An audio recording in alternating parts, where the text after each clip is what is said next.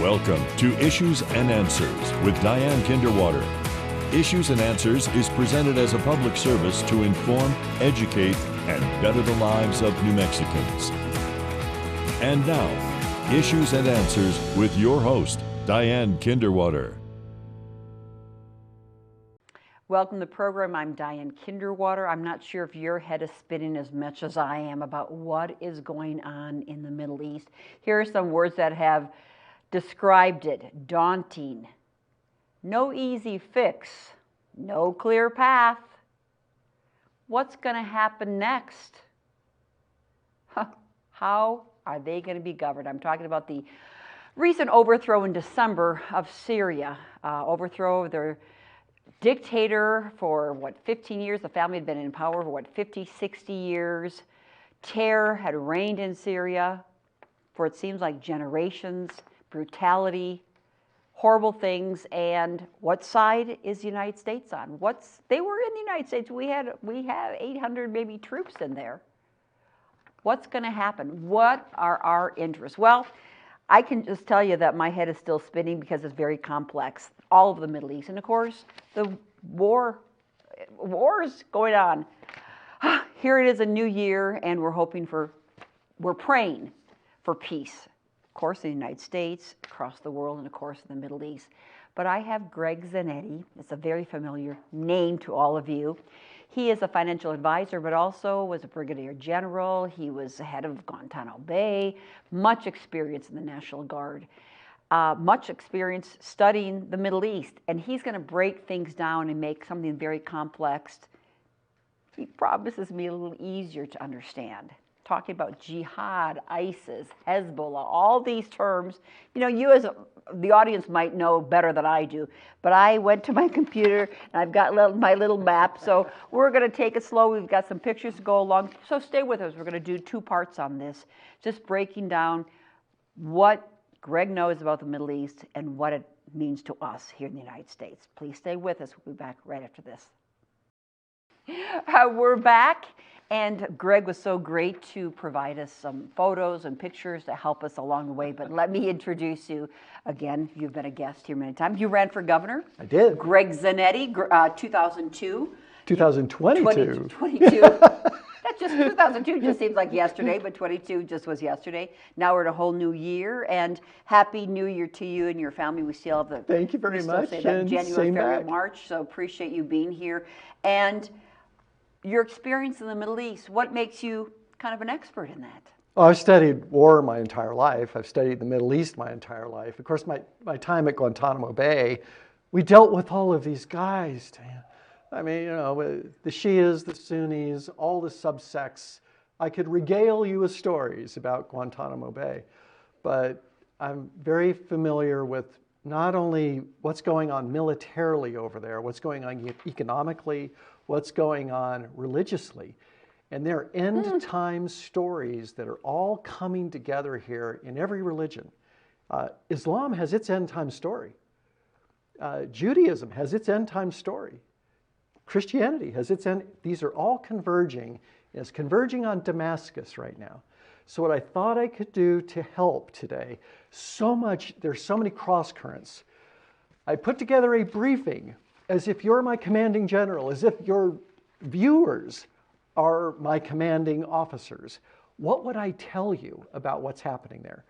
So if we could approach it that way, in a pretty methodical way. Let's do that methodical, but before we get into your PowerPoint as you brief our audience and me, just briefly, because so much has happened, before we get into this, in December, early December of 2024, Syria was overthrown. The dictator was overthrown, right? And then in 2024, I think it started, Israel was attacked. So just we're talking about how many wars? Okay. How many wars? Just start with that for me. Well, basically we've got several fronts right now. And we certainly have the war in Ukraine. Okay. And by the way, the war in Ukraine ties to the war in the Middle East. This war in Syria that started in early December was planned 2 years ago. Yeah. Our understanding was the attack was going to begin in the spring of 25. I believe the timetable was moved. Oh, up. you knew this was going to be happening? We 'Cause- you Greg don't Zanetti know. knew You this never was... know for certain. Well, I understand through my teeny bit of research for this show is that Russia was so preoccupied with Ukraine and Iran, with the same with Israel, that they weren't really paying too much attention to the rebels in Syria. So that's why it just happened like that in early December. Yeah, I mean, well, For us lay people. yeah. So here's what happened in early December. In 11 days, HTS is the short name for this group, attacked. It's a mashup of Al-Qaeda, and you've heard of Al-Qaeda terrorists, and ISIS, the ones that supposedly played out in the World Trade Center bombings, back 20 some odd years ago. And we, the United States, Israel, Great Britain, and Turkey, we'll get into that, they have been helping this group to overthrow the Syrian regime under Bashar Assad. So this planning started 2 years ago. Okay, and Russia and Iran kind of wanted the powers to be. They were supporting the existing, previously existing, the dictator. Right. Russia has a warm water port in Syria, which they cherish. Iran has been funding Hezbollah troops in Syria. And we'll get to all of how this played out. This is just a general, so thank you for that little heads up. But our troops were in northeastern Syria. So why are our troops there? Our troops have been defending oil fields. Right, because we didn't want the oil revenues going to Assad. So we were taking the oil revenues and the oil itself and sending it to Israel. So even in the old country of Syria, we were able to do that. Even though the dictator had power over the whole country, the United States, we're that part protecting the oil fields, and we're able to ship it out. Right. We had 1,000 troops there. Now, and we weren't invited in. Now, by cutting off the money to Assad, Assad couldn't pay his army. So the army was demoralized. They were working at the 7-Elevens at night to try to pay their bills. Then this group that we had been training, we started bribing the superior officers, so they just walked away when this war started. That's why I wondered, once it was overthrown, what happened to the military? And again, we are going to get to your prior point, but this is just a general. Yeah, they laid down their arms. There was no fight at all. I think they were stunned at how quickly this attack proceeded all the way to Damascus. And Damascus will be key to this whole discussion. Yeah. So the Kurds were in the northeast. All right. So and that's where the United States was, that was a group that we were supporting. So now you're getting into a whole other group. That's why this mashup over there. The Kurds have been a thorn in Turkey's side for decades. So Turkey had motivation to support this group as well. The rebels. Yes. Well, jihadists is what I would call them. And we have to understand who this group is and what they believe. The rebels. The people who overthrew it. Yeah, so this... But we think they're terrorists, I don't know. Yeah, terrorists. They're a subsect of the Sunni religion. We'll get into that more into this briefing as well. But they believe they are the true followers of Allah. They are the ones who hear from him clearly. They're his messengers. They're his warriors. They're his judges and executioners. These were the head choppers back in 2015 when all of this played out in Syria just less than about 10 years ago. Well, this is the same group. And this is when Russia and Syria still had enough oomph there, and it took them about 2 years to clean the group out. Which they did in 2015. Then Russia and the dictator. Right. Then they reconstituted over the last few years with our support. And we'll get into why we're supporting them. Okay, thank you for that just general overview. Now let's just go to Israel. What happened there this year? Okay. You're laughing. We're doing 2 shows on this. You're laughing. Well, we need to get to, all these threads that we're going to pull together. We will, but just generally. So in general, Israel began on October 7th, 2023. We all know what happened. And then Israel began the fight against Gaza. Well, because they were people were kidnapped and killed, and women were raped and mutilated and everything. Okay. Everything. This war then expanded from the south where Gaza is to the north where Hezbollah is in Lebanon and Syria. Hezbollah has been funded by Iran. So the war was expanding there.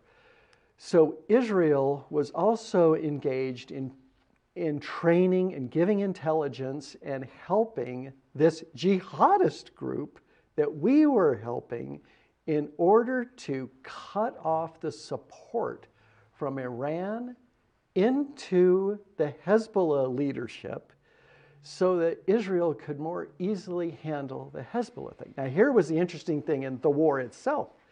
As these terrorists, but jihadists, are attacking in Syria and heading toward Damascus, Israel flipped.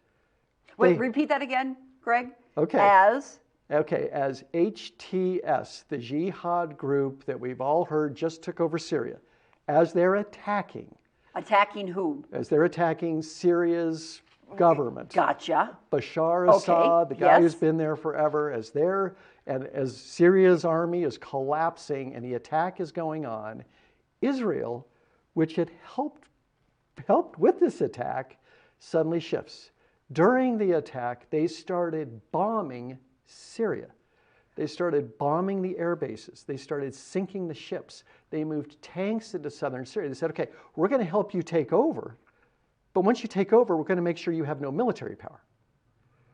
This is how. Oh, wow. They're so helping to take over, but then they didn't want them to be strong against Israel, so they bombed their military. Oh, wow. Right. And this happened in 2024. Right. This is all happening that first week of December, last part of November, early part of December 24. And so everybody's head is spinning. What is going on over there? So, thank you. But that was helping Syria, but Israel was then kind of fighting on two different fronts. Oh yeah, Turkey does the same thing. Well, I mean, with Syria, they were helping and bombing at the same time, but then with Lebanon, then to their... Correct. Because Syria, I mean, Israel's acting in their own interests, which I with totally... Syria, that's what nations because they're neighbors, do. basically. Right. But then with Lebanon at the same time, that's where Hezbollah was, right.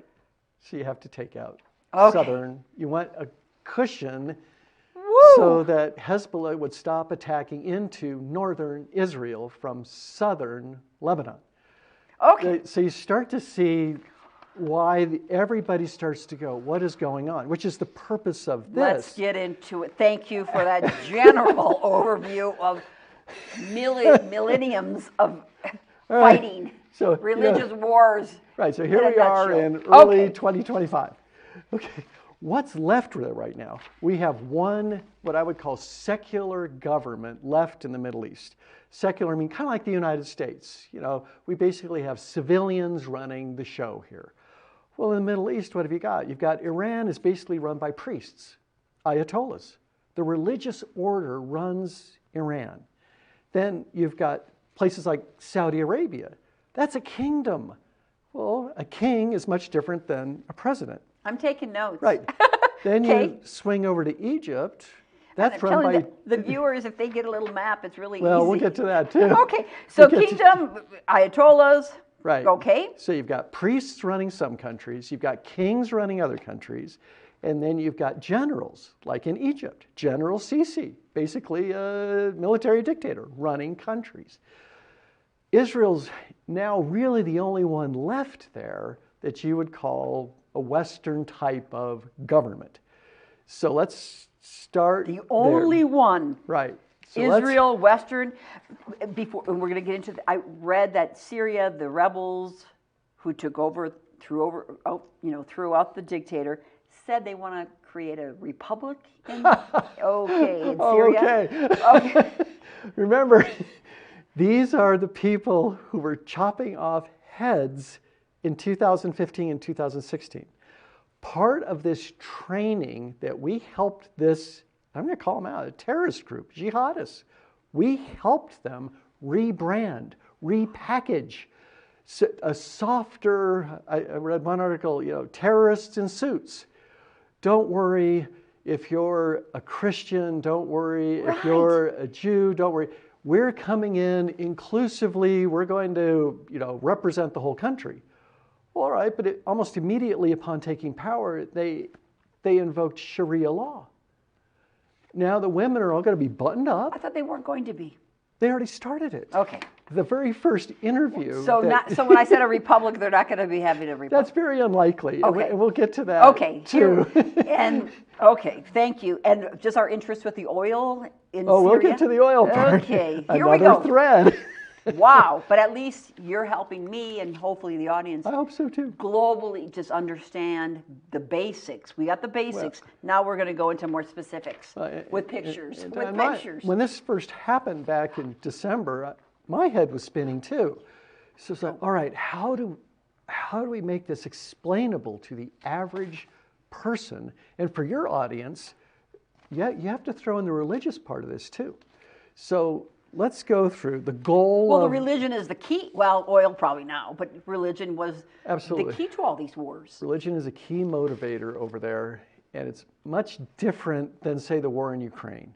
The war in Ukraine, we have Christians fighting Christians, and they're fighting over land, power, natural resources, control, the usual. When you get into the Middle East, if you don't understand the religious side, you're missing a big part of what's going on, but we'll get to that. So my goal today is I thought, well, maybe I should just brief Diane, like she's my commanding officer, like I said earlier in the show. So what would I try to get across? I want you to understand what's happening militarily, what's happening geopolitically, the grand game of these nations against nations, economically, religiously, and I even want to get into the prophetic, because that's a key part to all of this. So let's go to, you've kind of held this up. I'm going to hold, Mary, we're going to edit these pictures in, but where are we now? Let's go to the map. So the map that's got we got Turkey, and there it is. That's probably where I got my map. Not sure. Okay, so this is the map. I should give you the color copy here. Yeah, okay. All right. We got the map. If you were on the ground in the Middle East, there are no natural boundaries. There are no choke points. There are no mountain ranges. There are no massive rivers. It's all open land. That makes it the Audubon for invasion.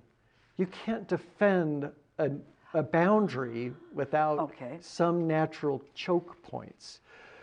So with that, if you look at the geography of this route, you'll kind of see the Mediterranean Sea here. And then you see this little part between the ocean part or the sea part between Egypt and Saudi Arabia. That's the Red Sea. That's where Moses parts the Red Sea. If you go to the very south in that picture, do you see that little... Here, I'll let you hold up. All right. Do you see the little piece right down here? That's called the Gate of Tears in Arabic. This is where Yemen has been firing those missiles at the tankers, because 18% of the world's energy runs through that strait. And if we were to come up this direction, you can't really see it on the map, but that's where the Suez Canal is.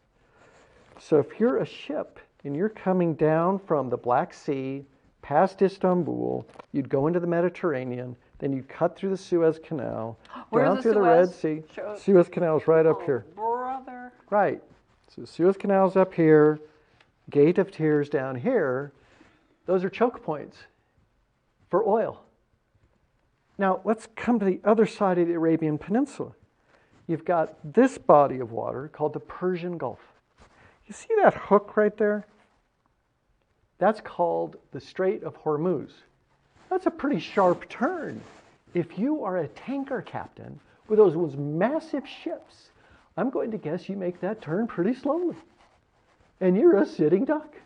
22% of the world's oil energy runs through here. 40% of the world's energy runs through those choke points. And that whole part of the world is about to explode into a much bigger war than just Israel versus Gaza or Israel versus Hezbollah.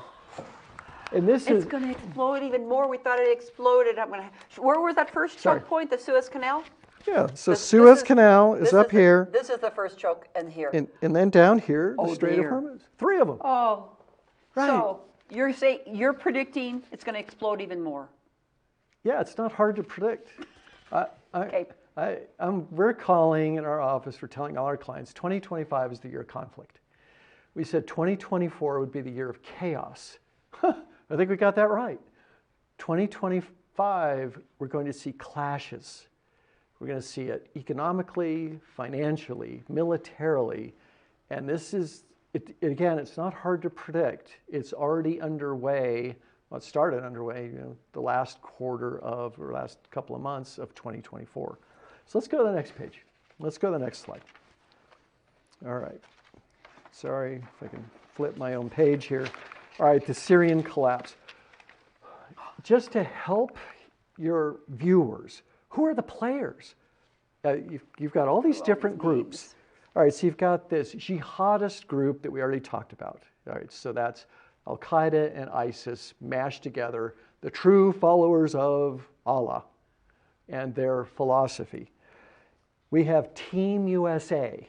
Team USA is United States, Great Britain, Israel, and this little country called Qatar.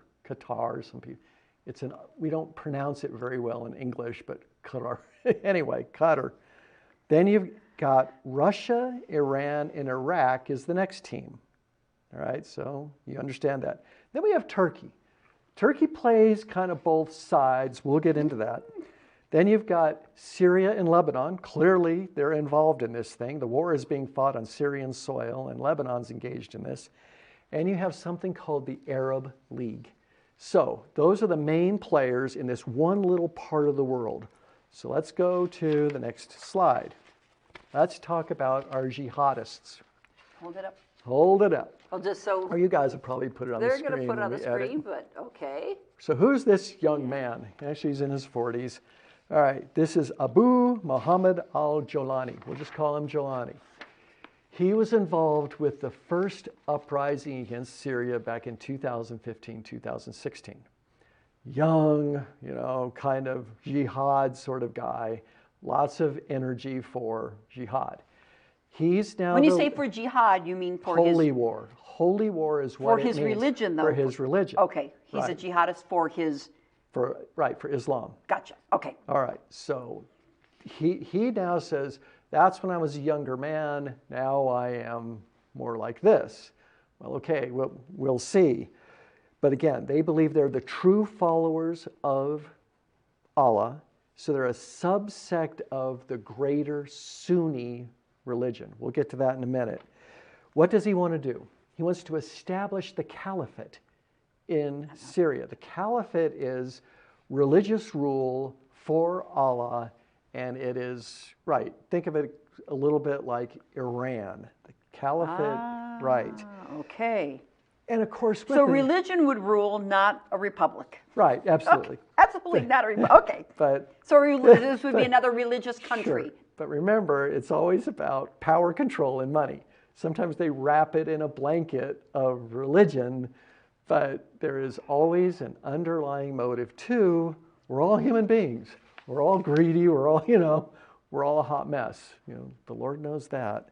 And there's something about the pipeline. We'll get to that. All right, let's go to the next team. Team USA. Great Britain, Israel, Qatar, all of us together. What's our objective? We want to maintain power and control. I mean, we are still empire. The United States, we reach globally. Well, we want power and control over... the world. Okay. But in the Middle East... In the Middle East, we want the oil, the oil. And we want to maintain something called the petrodollar. Okay. I won't go into that Okay, here. I'll let you... Okay. We want to weaken Russia. That's been one of our key motives. We want to discredit Iran. We want to neuter Hezbollah to help Israel. We want to derail something called the BRICS movement.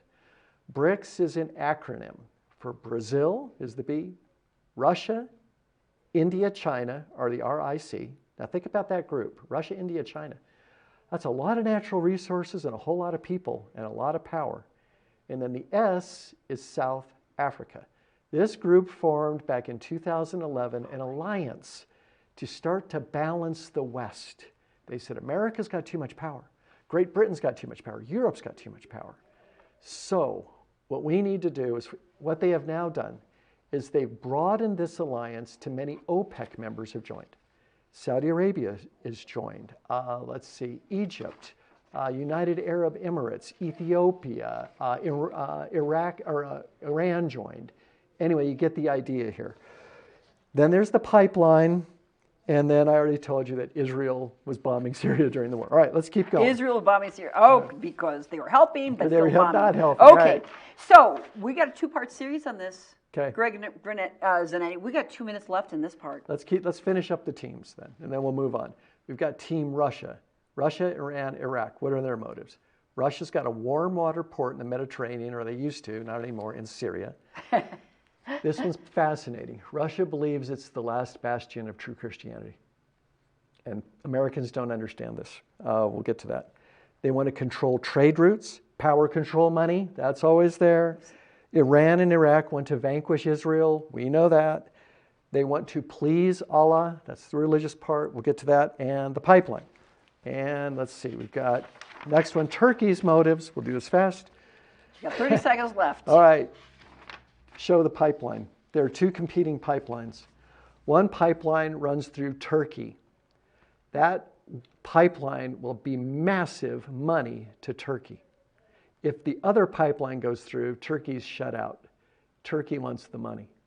And with that, maybe we should wrap this up, and we are going to get into now what's coming next. How is this thing going to play out? Sound good? So in our second part of the series, we're going to talk about, we went through the players, what could happen in 2025, which is the year. We Right. passed chaos, now there's conflict. I thought we had conflict. Okay. Here we go. Poor President Trump. They're laying this all at his feet. That's why they moved the timetable up. Okay. Greg Right. Zanetti is my guest today. Thank you so much for that. And nothing to smile about this show. Nothing to smile about it. Thanks for watching. We'll have Greg Zanetti back to finish up this part of his presentation to us, the generals. We'll see you next time. Bye-bye.